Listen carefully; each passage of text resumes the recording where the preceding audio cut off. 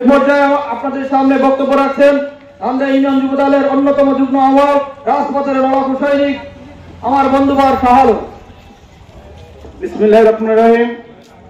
1 নম্বর ধানদিয়া ইউনিয়নে যে sub committee বিএনপির নবগঠিত কমিটি ঘোষণা করা হয়েছে, এই কমিটিকে বিলুপ্ত ঘোষণা করে আমার 1 নম্বর ধানদিয়া ইউনিয়নের রাজপথে ছিল যে সমস্ত নেতা কর্মী তাদেরকে বাদ দিয়ে শেখ হাসিনার বিলুপ্ত শেখ হাসিনা দোষরের সাথে যারা কাজ করেছেন কাঁধে কাঁধ মিলিয়ে ঘরের ভিতরে বসে আওয়ামী লীগের কাঠে দাঁড়িয়েছেন, তারা আজকের এই সাব কমিটিতে ঢুকে আমাদের 1 নম্বর ধানদিয়া ইউনিয়ন বিএনপিকে কলঙ্কিত করেছে।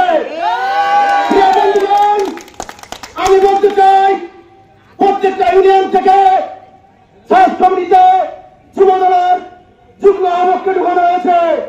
এই ইউনিয়নে এমন একজন ব্যক্তিকে ঢুকানো হয়েছে, এই ইউনিয়নে আমরা ব্যবহার করি এবং তাকে ঢুকানো হয়েছে।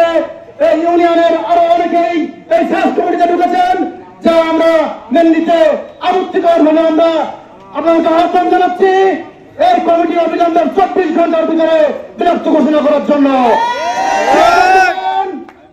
আমি বলতে চাই আমার প্রিয় নেতা হাবিবুল ইসলাম হাবিব ভাইকে, আপনি যে সাব কমিটি ঘোষণা করেছেন, এই সাব কমিটিতে আপনি ছিলেন 4 বছর কারাবন্দী।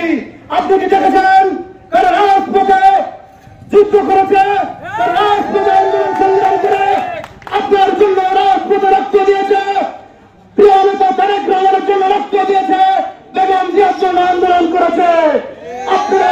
আপনি কি জানেন এই সাব কমিটি ঘোষণা করায় আজকে ধানদিয়া ইউনিয়ন বিএনপি সহ সকল অঙ্গ সংগঠন নেতৃবৃন্দকে তাদের মুখে কোনো হাসি নাই।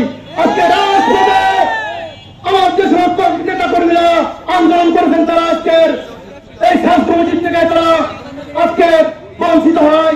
আমরা অবিলম্বে এই ধানদিয়া ইউনিয়ন বিএনপি সহ সকল অঙ্গ সংগঠন নেতৃবৃন্দ আপনাকে জানিয়ে দিতে চাই, প্রিয় নেতা হাবিবুল ইসলামকে জানিয়ে দিতে চাই, ধানদিয়া ইউনিয়ন বিএনপি আপনার জন্য রাজপথে আছে, থাকবে।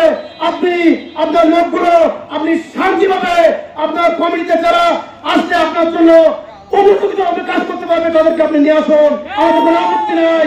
প্রিয় বন্ধুগণ, আমি আমার বক্তব্য এখানে সংক্ষিপ্ত শেষ করছি।